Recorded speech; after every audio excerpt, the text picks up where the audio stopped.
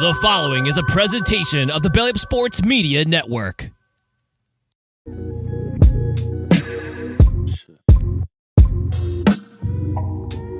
me take away with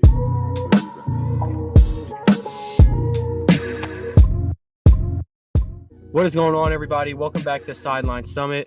I'm Antonio Perez, joined as always by Chris Culture, CB, and Danny Cole, DC, UPenn's finest. We have another great episode for you guys today. We're going to be doing Summits, Plummets, NFL Combine Edition because, everybody was spazzing at the Combine this weekend. We're going to be talking some running backs, 2023 draft class running backs. You don't take running backs in the first round no more, but these guys are awesome. There's so many good backs. You don't want to sleep. We're going to be grading the latest QB contract situations that's going on. Of course, guys like Geno Smith, Daniel Jones, Aaron Rodgers, Lamar Jackson, Derek Carr. A lot of guys are on the move. Some guys are waiting to be on the move. And we're going to finish off with some NBA contenders or pretenders. And by that, I mean, can this team win a championship or are they frauds? Before we get into Summits, Plummets, I'm going to swing it to Danny, and then I'm going to swing it to Chris. Danny, how are you doing today? You are in Miami. Yeah, we got three different cities today. We got suburbs of Philly. We got my boy in Texas, and he down here in Miami. It's going to be Houston, Atlanta, Vegas. Exactly. Here's the thing, right? Since last episode, I've shaved. That's kind of an unintentional plummet. Yeah. I messed up on the jawline, and he just, damn, we got to go bald. So, Chris, how are you doing today before we kick off Summits and Plummets? I'm doing pretty good. It's a nice day in Dallas. It's hump day. So, that's always It's always hump day when it's yeah, it's always. If it's stumping, you humping. Exactly. But yeah, it was a really good hump day. We got rid of a tornado. We had a tornado last week, like actually an actual tornado with a hailstorm and shit like that. It was actually kind of crazy, but we're good now, so I'm happy. That's my summit. Yeah, Texas, Philly, bro. Texas be fighting demons. I'm gonna start. I have a summit for NFL Combine. Mine is Will Levis. I mean, lots of doubters, and as an older project, he kind of had the ball. If he wanted to cement himself with the other three guys in this draft, in my opinion, and I think he did really well.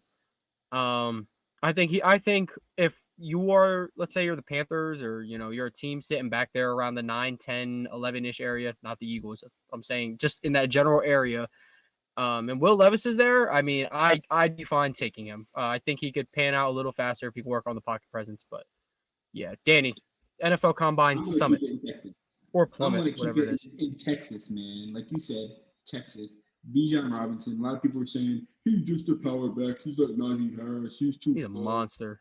Bro, he ran a 4.47, 4.45. He is like Saquon Barkley. He's close to Saquon Barkley. He's insane. His vision's unmatched. His speed is unmatched. His agility is unmatched. He's a generational running back. And if there's someone who's worth a first-round pick, it's Bijan Robinson. Yeah, I agree. Chris, what is your summit of the NFL Combine?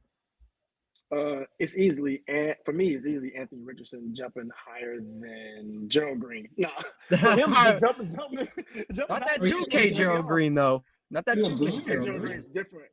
Yeah, Anthony Richardson is different. Seeing somebody, and like I said, I don't even know how much that even has to do with being a quarterback, honestly and truly. But just seeing that, it was incredible to see.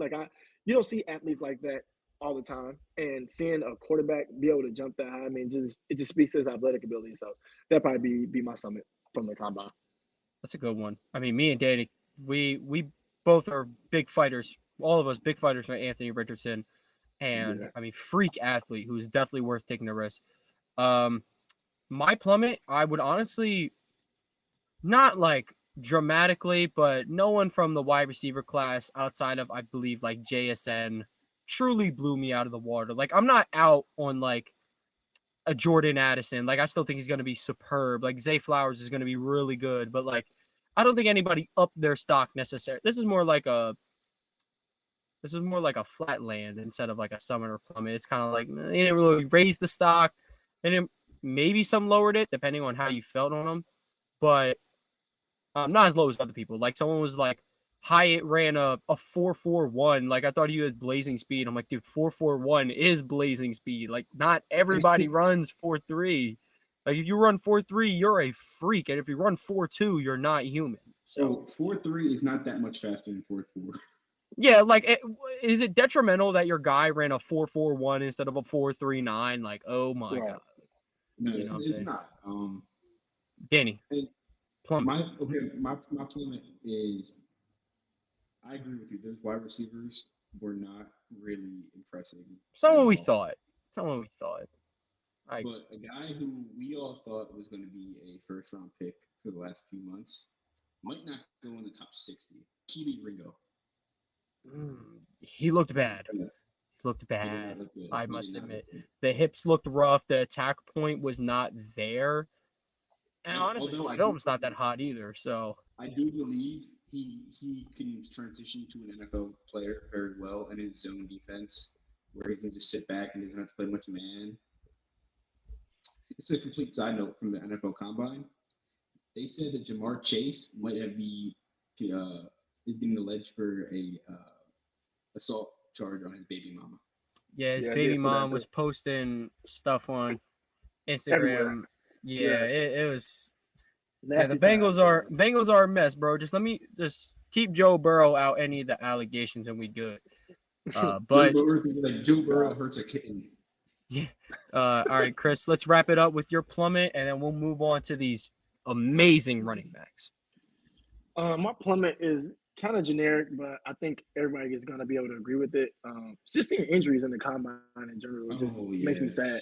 I think I'm not sure the lineman's name. I think he tore his Achilles running the 40. I think, yeah, and just he tore his ACL. Yeah, tore his ACL during some drills, and then what did he pop off, like 35 on the bench press? 37. I mean, 37. Right. 37 on the bench press. So it's like, bro, seeing those guys get hurt it just sucks, man. Like it's literally sad because like you're in the combine to raise your stock, to show what you can do, to hopefully to be able to go to a place where you're gonna feed your family for years and years, and for a person to hurt himself and be out for the next upcoming year and who knows time after that is just unfortunate to see. So I think that's probably what I'll take as my summary from the combine.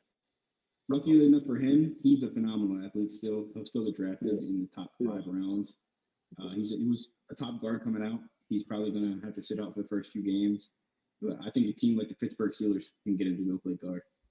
Hey, man. The Pittsburgh Steelers, you get behind a bruising run game. That's what you want the identity to be.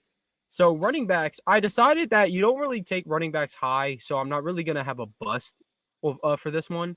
We'll get back to it next for wide receivers, though. Best believe some slanders coming out. But running backs, we're not going to do that, though. There's not really much expectation for them to really last as bell cow running backs in this league. I'm going to swing it to Danny first. Danny, who do you think is the best running back in this draft? I mean, you kind of already said it, but if you just want to give a name. Yeah, it's Bijan Robinson. Like I said, I'm doubling down on my summit from earlier. As you can see, this guy came into the combine with a lot of concerns. Is he really the best? We know he can break tackles, but can he actually run? And how does he measure against other guys? He said, the hell with that. I'm the best. And he went and proved it. Oh, he's the best. Chris, are we agreeing on this one, or I think we have someone else in mind? Yeah, no, I'm agreeing on Bijan Robinson, only because in running back in general, I think especially in 2023, you want someone who can do a little bit of everything if you're going to pick them early. And I think out of all the running backs that we are going to talk about and that's been talked about, I think he's probably the one who can do the most. And like I said, has that superstar potential. So, yeah. Philadelphia Eagle. Yeah, that's what I was going to say. With Bijan, he could be a great luxury pick. If you're the Eagles, if you're the 49ers, you're the Kansas City Chiefs, and you just have a really good roster. And the Niners. To back up Christian McCaffrey, who is already getting paid so much, and once his contract runs out, you don't really want to pay him. So, and then you're replacing him with Bijan Robinson, who's arguably a better prospect than when he was coming out. But my problem with that is if the Niners do that, that means they dedicated their first, second, third, fourth, and fifth round draft picks towards a running back. I didn't say no, not first round. The only person who is a true late luxury pick is the Eagles, honestly, because they also have an earlier 10th pick. So, like, I don't expect any of those teams to take him first round, but late second, I mean, maybe even early third if they feel like he's that good. That's a slam dunk if you can get him that late. I would love to see the Eagles take him at 30. I mean, they do have other needs, of course, with everything going on in the free agency. He could be a great luxury pick. My only knock on him, not even knock, it's because he's probably the best running back that's come out since May. I would say Saquon. I think he's a little better than Kenneth Walker and Breece Hall, but he doesn't have that getaway speed that Barkley has. But I mean, everything until like the last level of defense looks exactly the same. I think Bijan is he's very powerful. He's very good footwork, very good vision. And he runs between the tackles very, very well. And that is how you last as a running back in the NFL.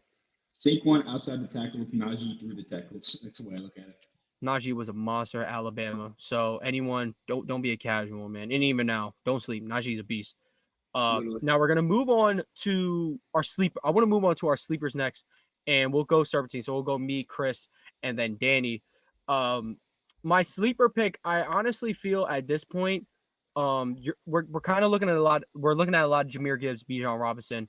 A chain can honestly do it all. I mean, he does have a wiry frame, but he's really good at contact balance. I think you could argue. I don't think he is, but you could argue he's running back 2 of this draft.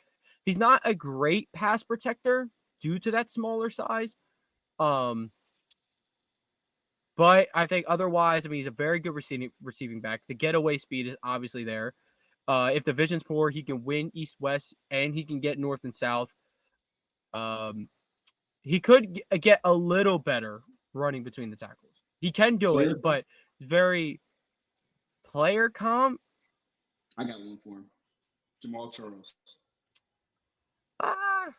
I like that. I think Jamal Charles is a little bit better of a receiving back than he was coming out, at least. But I do think that's good. I think in terms of all around game. Respect Jamal in the pass pro, but Devin Achane is my sleeper. Chris, who are you rocking with for your sleeper running back in the 2023 NFL draft? Tank. And for a couple reasons. For one, he has the name of a running back, for one. And for two, a lot of what I've seen is just either patient or lacks this, but great runner, doesn't do this, but a great runner. I mean, at the end of the day, you're there to run the ball if you're running back 80% of the time. So, yeah, like I think it'll be good. Like I said, with a name like Tank, you have to be good. And I know it sounds like a casual take, but I mean, in reality, like I said, you play at a big school like Auburn, you're playing against defenses who are going to have top tier picks. So you get to have your run of the mill every week that you're playing. So yeah, that's why I'm going with I agree. Yeah, Tank Gisby is one of them. Like I truly feel that way. He's a big guy who got good bursts. Yeah. And yeah, he's very patient and he's good agility for his size. Yeah, and I'm not saying Jerome Bettis or anything crazy like that, DC. So don't kill him. I'm not saying nothing crazy like that. But I am saying that like bigger running backs, I feel like always get looked at like, oh, he's gonna be too slow, or he won't be able to do this, or he's gonna be just I don't know. I think they don't get the love as the track stars would. So I think I'm gonna go with Tank, and I hope he proves me right. Yeah, well, swing it to Danny. Danny, sleeper running back in the NFL draft this year. Actually, I got a clip pulled up for this actually. There you go. So. I'm gonna say his name. I'm gonna show you why. Chase Brown. He's a running back over in from Syracuse. Him and his brother both entered the draft. He's a dog. I'm gonna show you why. It's him at the Senior Bowl. Chase Brown had a touchdown. I think Sidney Brown kind of went over to his twin brother. I'm not gonna lie, that's pretty much. I know. Cut out. Yep. Well, anyway, he hopefully on the broadcast he saw that. He obliterated a linebacker from the 2 and drove him back like 6 yards to the end zone. He has speed. He has agility. He's power. He seems like a running back. Those qualities seem like what you want out of a running back, right? So Chase Brown is my sleeper running back, and I think he actually has a chance to go in and kind of be the Pacheco of the draft. I like that one because I mean, dude, this is a deep running back class, and Brown can get lost in the mix of all these top guys. But I do agree, he's such a powerful back. He's got a good all around game. Runs angry, runs angry, just like Isaiah Pacheco. But Danny, we're going to wrap this up, starting with you. Give us your favorite running back. My favorite running back, man. It's pretty simple. This guy's coming out of Alabama. He reminds me a lot of Alvin Kamara, Jahmyr Gibbs. He has the contact balance. He has the speed. What he running the high 4.3s. He's everything you want from a running back. I think he's my outside of Bijan, I think he's second best. And I guess you could say he could work on pass blocking. Everyone could work on pass blocking. Yeah, I think that's true. And he's another guy who'd be a great luxury pick. More so if someone already, so he would be a more he could complement a bruiser type of back. Like if I mean, in an example of Mark Ingram and Alvin Kamara, like a situation like that, Jahmyr Gibbs would truly thrive, in my opinion. Jahmyr Gibbs is what the Bills thought James Cook was going to be. Yeah, the Bills are a mess run game wise. But Chris, they're breaking news out of Buffalo that Tremaine Edmonds and Jordan Poyer will not return for next season in Buffalo. That's crazy. Isn't it weird how they're both Eagles? But we can't even take care of our own guys. So I mean, Jordan Poyer was drafted an Eagle. Don't remind me. But Chris, who are we rocking with as our favorite back in the 2023 NFL draft class? Well, as you guys are getting to know on the show and everybody who watches, I'm a big fan of underdogs, kind of I think Tajay Spears is that smaller back with everybody saying he's too small to block, he's too small to really run between the tackles, this and that. But all I've seen is him make plays. And in the NFL, you need playmakers on the field. See Chiefs, see Eagles, two teams that were in the Super Bowl. You need playmakers. And at the end of the day, if you can get a playmaker who's a running back first, if he's playing receiver out there or playing a slot, he's going to be able to get the ball quick, make quick moves, make people miss. I think he's one of those people to where no matter where you draft him, you can find a place on the field for him. So that's why I'm going with Tajay Spears. I like that pick. He had a really good bowl game. When we were making our first Summit standouts, I was debating between him and the quarterback of that game, who I wanted to give the award to. But yeah, they both went dumb. Another, me and Danny. He's not underdog to me and Danny, but Deuce Vaughn is one of my favorite backs. I mean, for his size, he doesn't play at his size. He can get physical. He also makes people miss. He has good vision. I mean, he can run between the tackles. He's very good out the backfield as a pass catcher. Reminds me a lot of Austin Eckler, even in the running style, but I think he's actually a bit of a better runner than Eckler. He looked very good during the combine. I mean, very quick on his feet. And you're going to need that as a smaller back. He's very good center of gravity, which could help him with contact balance as long as he's got good weight for his size. He's a little tree stump. So that's a tough tackle. That is a very tough tackle. This isn't like Tariq Cohen, who is a bit smaller. He's shorter, bit smaller of a frame, but Deuce is a tank. So I think Deuce Vaughn is my favorite back. I think he's superb. I'm going to throw an honorable mention out there for all of us. Everyone loves Deuce Vaughn, like we said. Honorable mention, a guy that I honestly forgot about. Someone commented on the shorts that we posted. Kendre Miller. He's recovered from the knee injury. He had 17 touchdowns this year for TCU. Yeah, he might be the ultimate sleeper in this draft. Getting a guy that probably could have been up there on number 4, 3, 2, maybe even 2, second best running back. Yeah, him and a chain were battling out for my sleeper. But yeah, I mean that's a great pull, Danny. I mean he's definitely getting slept on, and I think, dude, all these there's so many good running backs. Not saying you go spend a first round pick on any of them, because that's just simply not a good idea. But I told you, it's year after year, and that's why people say running backs are replaceable. Yeah. Now, speaking of replaceable, the Giants determined that Saquon was not, so they tagged him, and they decided to sign Daniel Jones to a long-term contract of 4-year, $160 million. 82 of that is guaranteed with $35 million extra incentives. with the way that contract looks, with nearly like only half of it being guaranteed, I'm honestly not mad at it. I don't think you should have paid him $40 million, but I mean, like it's essentially almost only 2 years of it is guaranteed, and they're willing to work with him, get him weapons. In the meantime, I don't know what they're gonna do about Saquon next year, but he's probably gone. But I think that props to the Giants for making it work. If I had to give the overall situation a grade, which is what we're doing, I think I would give it a C plus, which is very passing for me because I'm very harsh on him. Danny, can we get a grade on the Daniel Jones contract situation? I'm giving it a B minus, and I'll explain why. So here's why. Daniel Jones is what, 25, 26 years old. He's 25 years old. Very he's an old 25. He's an old 25 too. He's been in the league for 5 years or 4 years. He just finished his 4th year, entering his 5th year. And here's the thing: 4 years is technically his whole prime. If he doesn't finish out these 4 years and he stinks at the end of them, you're like, okay, well, your prime to develop is done. We move on. The Giants did the right thing. You don't give him a 5-6 year deal. Like the Eagles are going to pay Hurts, who's 23 years old, an 8-year deal, and say you're an Eagle until the end of your prime, 31 years old. Well, maybe you change your gameplay, because you see Russell Wilson had the same idea.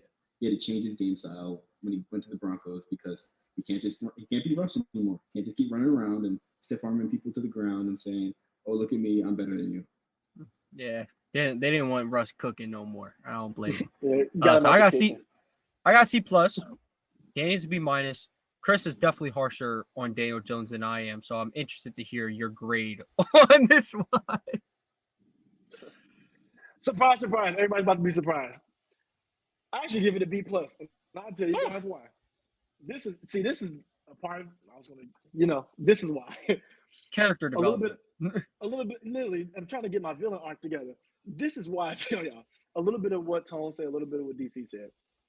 The deal isn't crazy as far as guarantee money goes, in my opinion. Like it sounds like a lot, but stretch over that time and what he's gonna get guaranteed, it's not crazy. If he's gonna be your franchise guy, even if you want to make the dude think he's your franchise guy, you gave him a contract that at least makes him think that. So now you're in the clear in that space. And at the same time, for the length of the contract, like DC said, it'll be over by the time he should be getting bad or at the top of his game. Like at either or, I feel like you went out. If he ever gets good. Right, that's what I'm saying. He should be at the best we've seen, or he should be like, well, you guys should end up getting a contract, but he'll be done. By the time you're 30, you can start over. You can go find another quarterback. You're I think the deal is flexible enough, but also it showed enough belief in Daniel Jones that he's our guy. So I think the Giants did a really good job in that space. Another thing is Daniel Jones has I believe the Giants have an opt-out or some sort of opt-out clause after 2 years. So it's basically 2 years, come play well, or we're going to go draft a replacement.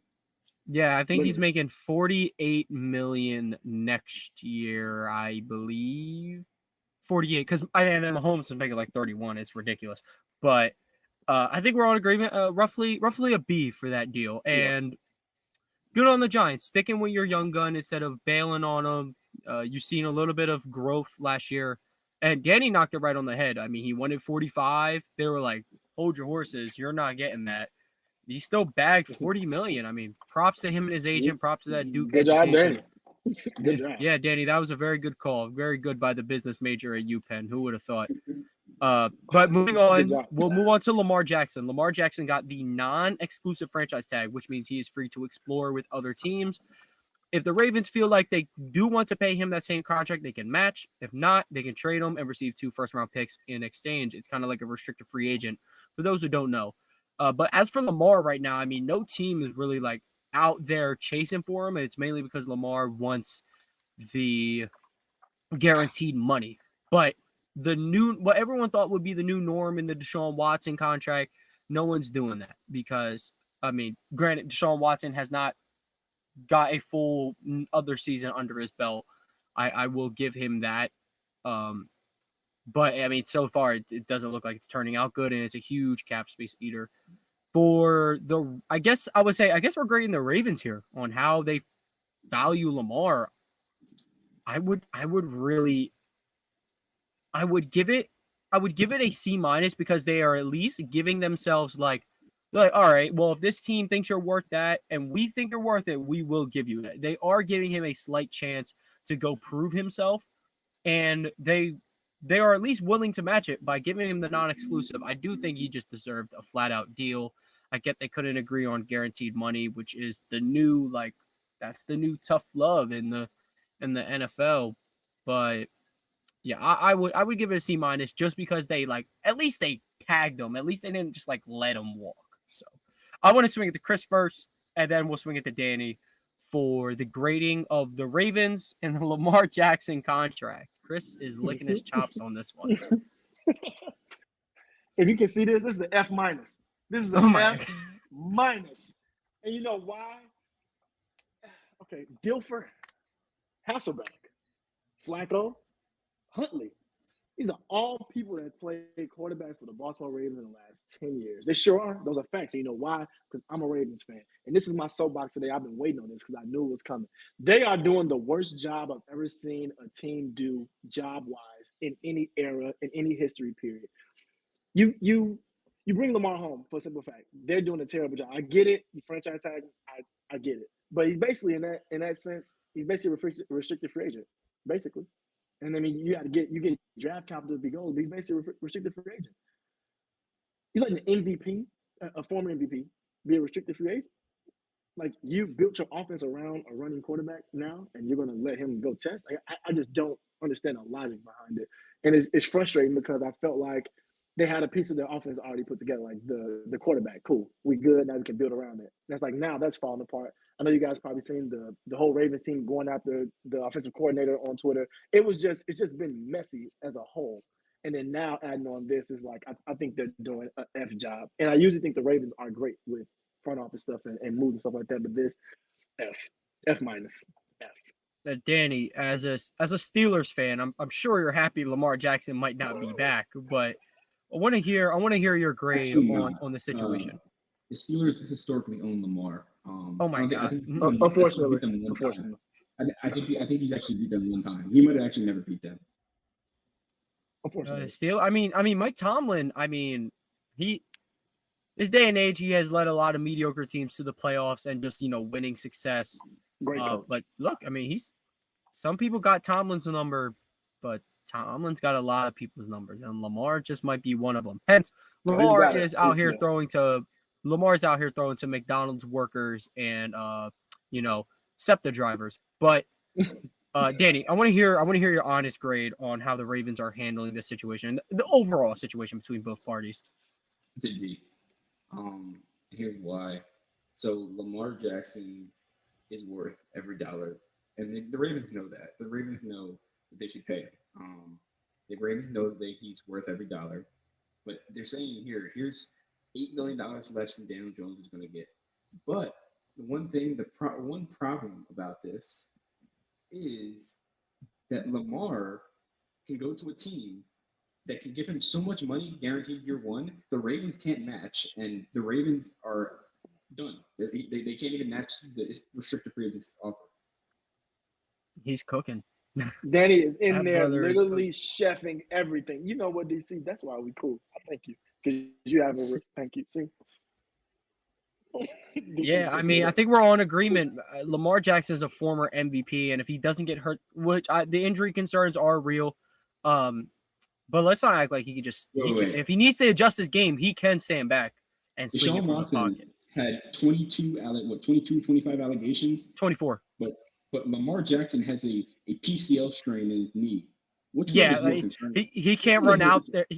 He can't run out there with his knee the size of 2 softballs. Oh, sorry. Like, what do you want him to do? He'd go out there and just simply be ineffective.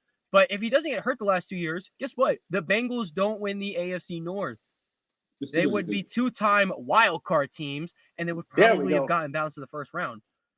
That's something we don't talk. And yes, he did get hurt. Woulda, coulda, shoulda. I do understand. Lamar Jackson has put this mediocre team in a excellent situation. And then he gets hurt, and then Tyler Huntley can't, recover. I'll tell you this.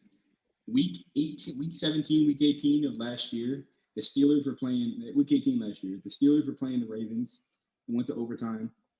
the Ravens lost. The Ravens would have won. They would have been in the playoffs. Yeah. Yes. The 20. Lamar We're talking would have 2021. returned. Lamar would have returned for the playoffs, and he would have played the Chiefs, who he beat earlier that year. Yeah, that was a huge win for Lamar. I mean, like he just could not get over that hump. That was a huge win for Lamar. Now we all love Lamar, but everyone loves Geno Smith. Geno Smith gets I believe, $35 million contract, if I'm not mistaken. I believe it was between that 30 million range.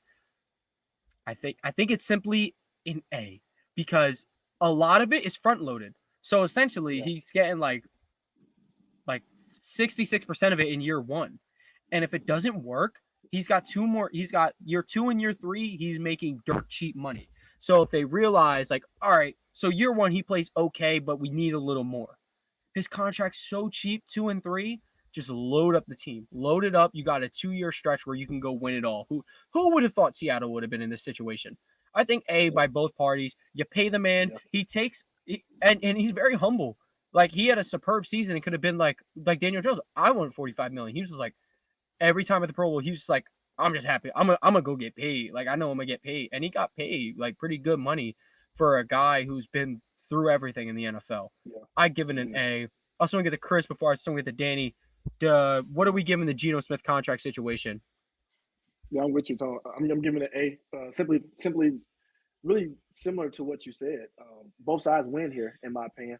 Especially Geno. Like I said, I've seen Geno be a backup for I don't know how many teams, and I've seen him go through injury, go through random, just everything. Geno Smith, I've seen them go through it. So seeing him finally get a bag is really, really cool. And I think it gives him a chance to prove that it wasn't just a one-year thing. And also, I think on the Seahawks side, I think you also give him the chance to prove that. And then you also, like you said, you have space now to build a team around him to where he doesn't even have to really be Superman to do it, or you have to play super great. He could just really be a role player to an extent and like really just feed everybody else. So I think it's a win-win on both sides. I think you keep the money open enough, and then you pay him for a good season. I think everybody wins. So A2. I agree. Danny. They wrote me off, but I ain't right back. Yes, sir. I'm giving it an A- just because the deal is a little front loaded, which means that like it's hard to win in year 1. Fortunate for them, the Seahawks have like 9 rookie players who are phenomenal.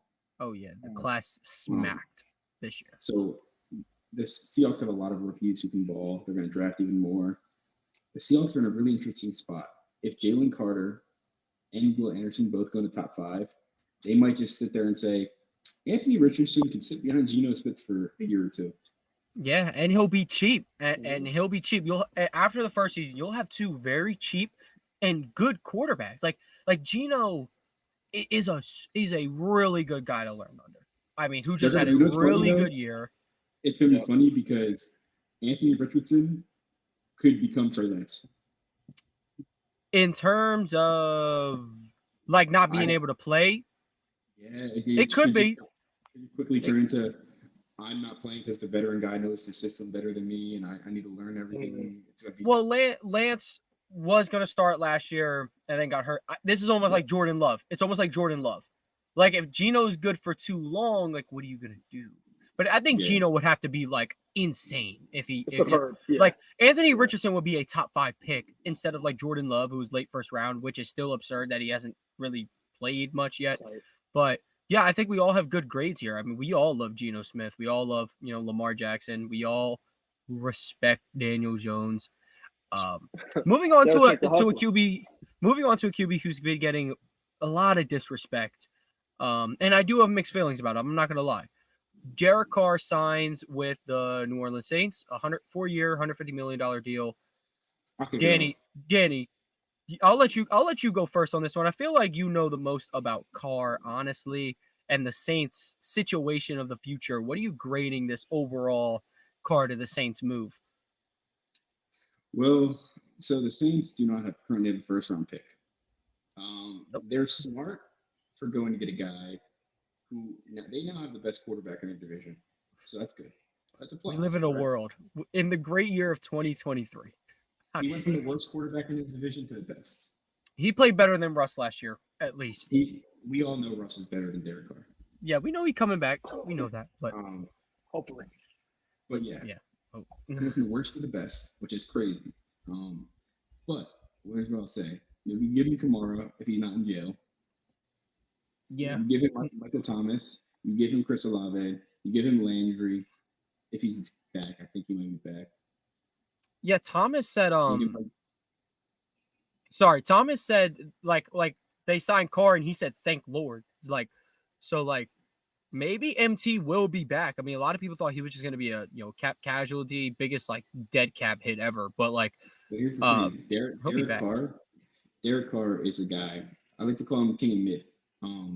He's really good, but he's good for the mediocre players. He's not. Yeah, I think that's golf now, but I do get it though. He's not Aaron Rodgers in that like lower elite level right now, but he's more like a Kirk Cousins. Except Derek Carr can probably win you a couple prime times. Oh yeah, I mean Carr hasn't got his chance a lot, but I'm giving it so we're rolling. What's the grade before you go to Chris? Yeah, I'm rolling with a B. I think you guys probably agree. I think that's fair. Yeah, Chris, what are you giving the Saints and Derek Carr on this one? I'm gonna say a C plus, and it's for a couple of reasons. I really want to give it a B minus, but I'll give it a C plus only because I don't think the deal's bad. I think you have to have a quarterback in phase. I mean, in every year, but you really need quarterbacks now. I just think if they could have, I mean, like now with Lamar being available technically, like I think it's other moves they could possibly make, like or try to make before getting Derek Carr. But then again, you don't want to wait too late. So I think it's a pretty good move. Like I said, I think it's a safe move. So that's why I give it like a C plus. I think it's safe. I think you're, just putting yourself in this spot to at least compete with other good players around you. So I think it's good. But only reason, like I said, I think they could have maybe made a play for Lamar, maybe, or made a play in a bigger space like that. But I know DC, they can't try to get him even with the tag. So there's two things. Their cap situation is horrible. They're screwed over. Another thing, Derek Carr is re-signing with Dennis Allen, who drafted him back in Vegas, Oakland back then. And the thing is, the Saints are getting him without giving up any draft picks, as what they would have to give up 2 for Lamar after already having none this year. So the fact that they're getting a quarterback just giving up cap is a lot. Because if they like a team, that's why a lot of teams are out on Lamar. Honestly, they have to give up cap plus 2 first rounders, and that's just like if you look at that, 2 first round picks plus cap is really like $80 million worth of cap, which is nuts. Yeah, a lot, yeah. Well, I think I gotta give a C plus there. Well, a B. I'm sorry. Yeah, I think I'm also in that B range. Look, the Saints they can't afford to be bad yet. They don't want the Eagles to have these top. Look, the Eagles are already top of the NFC. You can't just keep letting them have these monster picks and getting Jordan Davis and potentially like Gonzalez, Witherspoon, or Jalen Carter is reportedly falling out of the top 10. You can't let them do that. So you have to win games. You got to spoil the pick, and you also just want to be good. They were serviceable last year. They had one of the best defenses in the NFL. They held an Eagles team, hence they didn't have Jalen Hurts. They held them to 10 points. The offense, that run game was not moving, and I think if you tried it out there with Andy Dalton last year, the city of New Orleans probably would have burnt down the Superdome. But I think I'm also in that B range. Derek Carr, super solid. Going to have Mike Thomas, Alvin Kamara if he's not in jail, and Chris Olave, who really has shined last year. Last quarterback. It's a debate. I like the Garrett Wilson pick. I think K9 would have been a good pick, and of course I think Olave would have been a very good pick. Anyone that wasn't Brock Purdy. But last quarterback we'll talk to before we get to the NBA. Aaron Rodgers to the Jets. Just the concept of it. We'll do a quick grade. I would go B plus. Chris, what would you go with? Yeah, I'll go A. I mean, getting a quarterback like Aaron Rodgers is always good. So yeah, I'm going A. Danny? The Jets are built to win right now. I'm giving them an A plus. That'd be I think they're a quarterback away.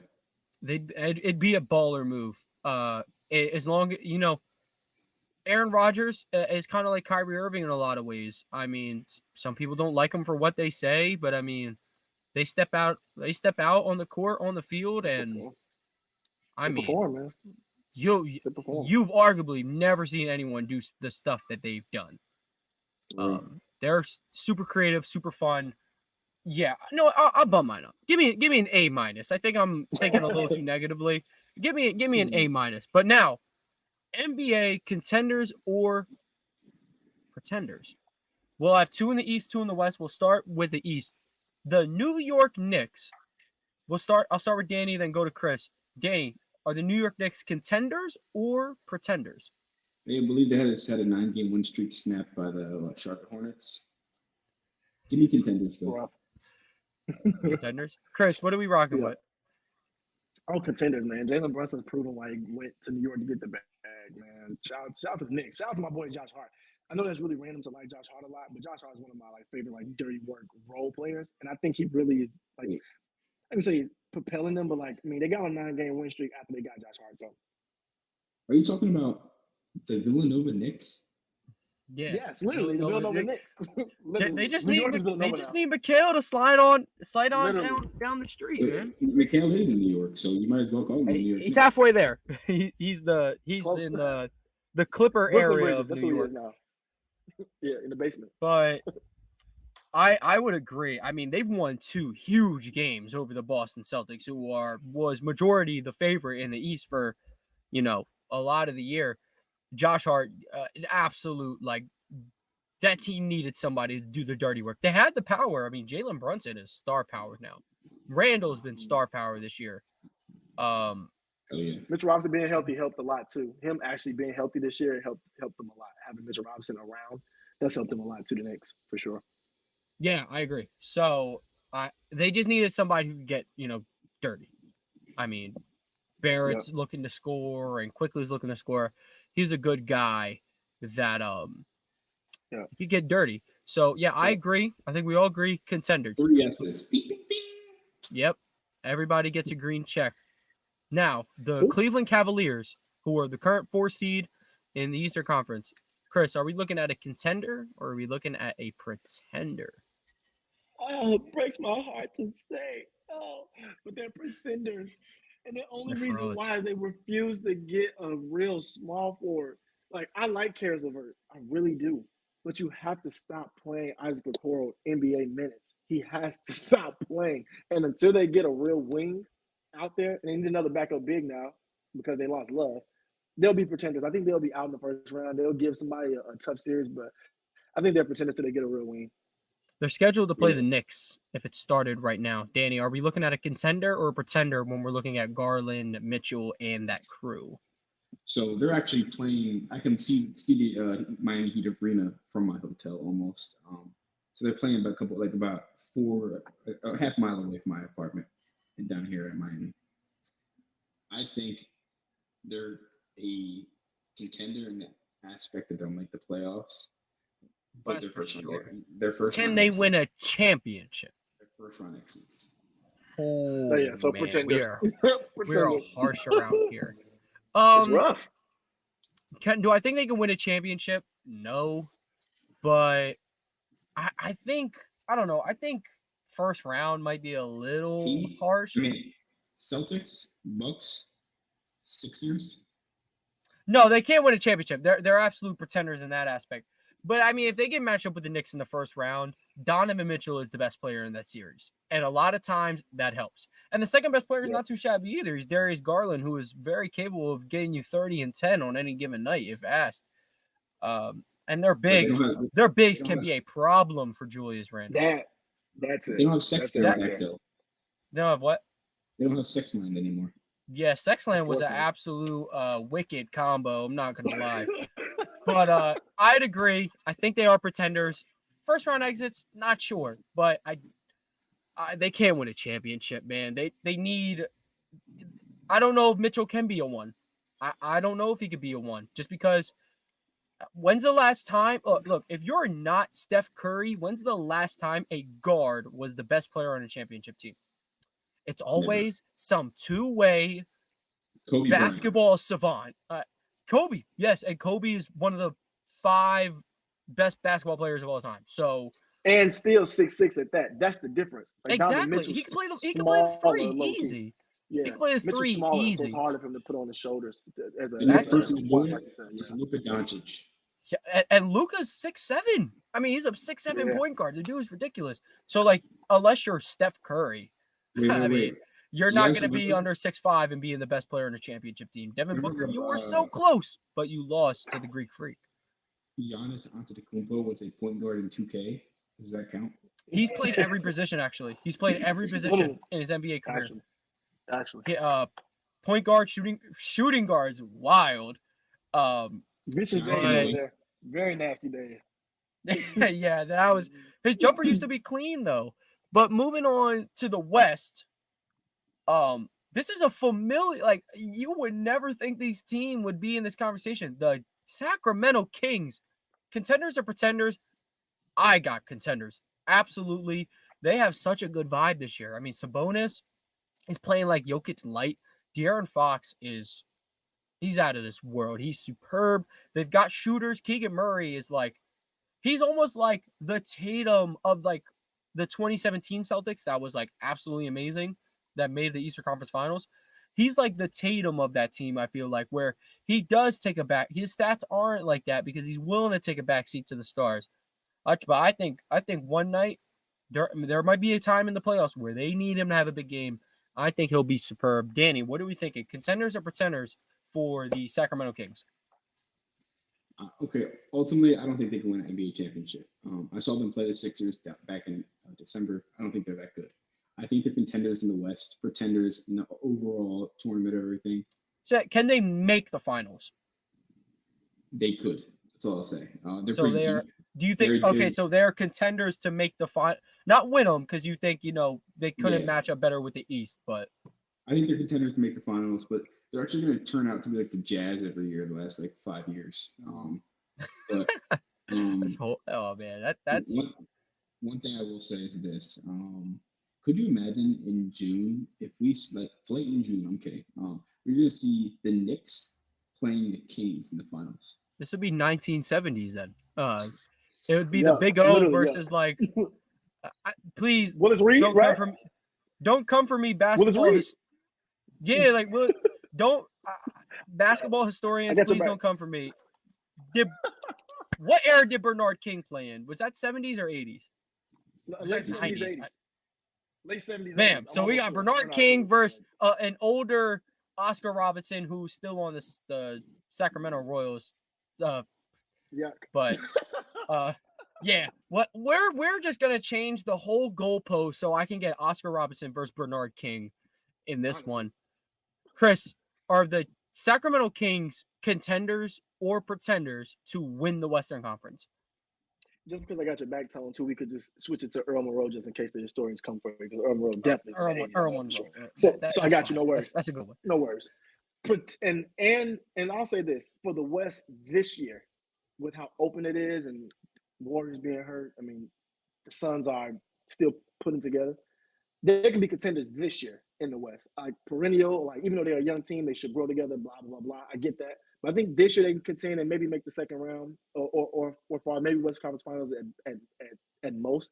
I think their ceilings like Western Conference Finals. But I can see them being a tough second round exit unless they get my Lakers and the Lakers played in the first round. Then, but that's look, as of right now, I would not want to see the Lakers in any round. I mean, they're 7-3 in their last 10. I mean, look, if they had this team all year, let's be real, they'd probably be the 1 or 2 seed. Like this, and even they don't have D'Lo, who would be their primary playmaker with LeBron off the floor. I watched in the fourth quarter, Anthony Davis, like 10 straight plays, give me on the post. Let me jab, rip through, off 1 foot floater. Okay, now y'all are sending two at me. I'm going to turn fadeaway baseline, smack. I used to play point guard. I'm hitting that 9 times out of 10 over whoever you send to me. Jaren Jackson couldn't guard this dude. I mean, he had to get taken out the game. He couldn't guard him. Anthony Davis, and he got busted in the nose. He broke his nose, what it looks like at least. And he stayed in the game. I don't want to hear anyone like question this dude's toughness. If it's not a lower body injury, he's duking it out. I mean, absolutely phenomenal job by him. Malik Beasley has been very good for them. Jared Vanderbilt, I mean, makes the craziest steals I've ever seen, like with his back turned. AR-15. AR-15 is putting up a solid white boy of the year, case resume so far. So you know what? We'll throw in a little extra one. Lakers, Danny, are the Lakers contenders to win the Western Conference? I'm actually gonna go to the other team in LA. I'm gonna free ball this one. Well, we can ask the Clippers. I was gonna ask the Clippers next, but we'll go Lakers just for this one. Just to start. I think the Lakers can win the NBA Finals. Oh, Chris, what do you think is this? Are they contenders or pretenders for the purple and gold? When that guy up there comes back within a couple weeks, I know he'll be back soon. When that guy comes back, and if Anthony Davis is going to keep playing like he's playing, we can win the whole thing. It's only two teams that scare me, and that's the Phoenix Suns because they have 7-foot Kevin Durant, and the Bucks because Giannis isn't even a real person. Those are the only two teams that scare me in real life. He's not even a real person, so he scares me. Other than that, I think Giannis is like a D2. Giannis is like a D2 basketball player playing against middle schoolers. Literally, he is literally a fake person. He's not real. Like you made him in a video game. But last one we're gonna do is, like Danny said, the Clippers, and it's really weird because I know people don't hold out expectations for them. And Danny predicted their downfall, which is absolutely insane. They literally went from like the 4 seed to the 8 seed in a matter of 5 seconds. But so for someone who didn't watch much NBA this year, I just know that it's like the Browns, man. The Clippers gonna clip. Clippers gonna clip. But I mean, you don't have a lot of expectations on. But at the end of the day, they got Paul George, who's a walking 30 when he's aggressive. I don't want to hear crap about it. Kawhi Leonard, who's starting to find his form again.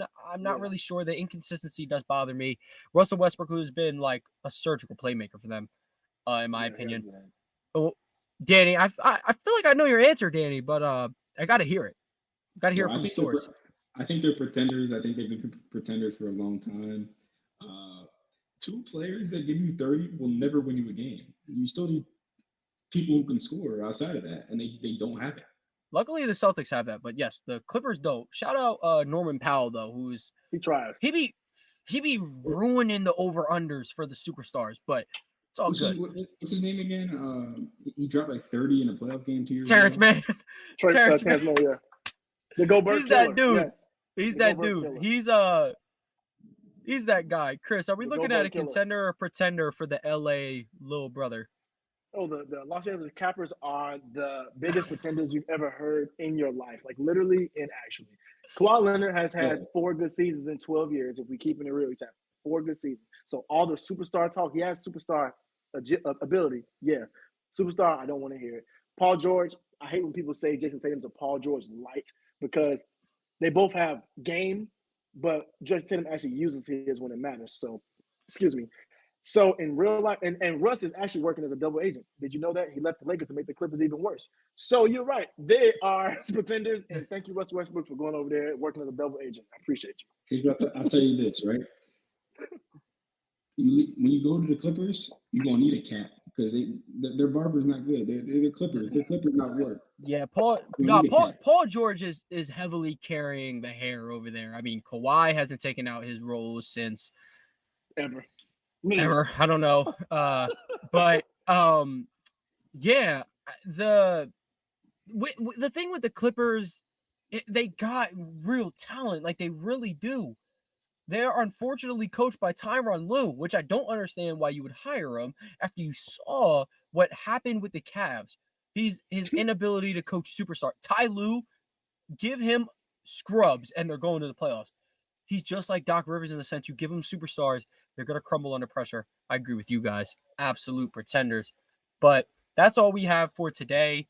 I mean, this was a juicy episode. Lots of content. Very fun. Next week, wide receiver reviews. We're going to be talking about some of our favorite wide receivers, best sleeper favorite, and potential bust, which I don't want to do to the wide receivers. Used to play that. And of course, whatever NBA content is popping next week, hopefully Ja Morant isn't in jail by then. Hope Ja gets his mentals right, and all that. And, maybe by next week, more draft news comes out and whatnot. But Danny, then Chris, do you guys have anything to say before we roll on out of here?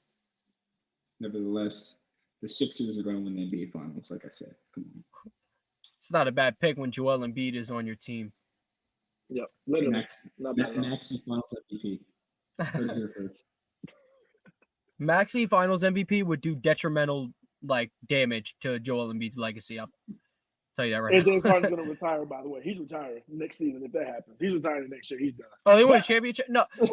If they win a championship, he's going back to Houston, and he's coasting. He's coasting so If they win the hard. championship, he is going to go to every strip club possible. You're going to be strip club Harden. Yeah. Yeah, come on. Strip Club Harden was 37, 10, and 10 any given night. I mean, literally. Look, Philly needs more strip clubs because James Harden needs to get this ring. Literally. Let's be real. Literally. James Harden, look, all horny team. James Harden. Ime Udoka's coach. Ime Udoka's head coach. James Harden's your point guard. Giannis Jamal Murray is is on the four. team. Jamal Murray's your two. James is the two. So we got either way. So we'll run James at the one for the better playmaking. We got Jamal Murray at 2. Number 3, I guess we go LeBron. He been crazy under Savannah's IG picks, not gonna lie. Yeah, dude's really Giannis is 4.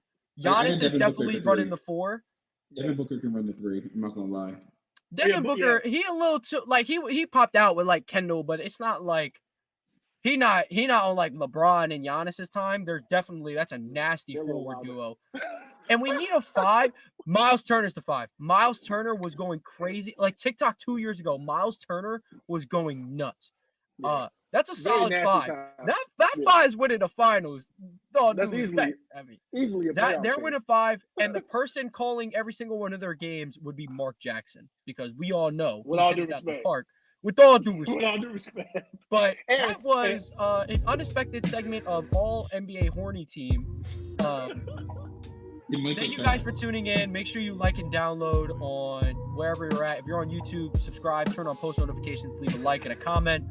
If you're listening to this on a podcast platform, make sure leave a like, download, leave us a 5-star review wherever you're at.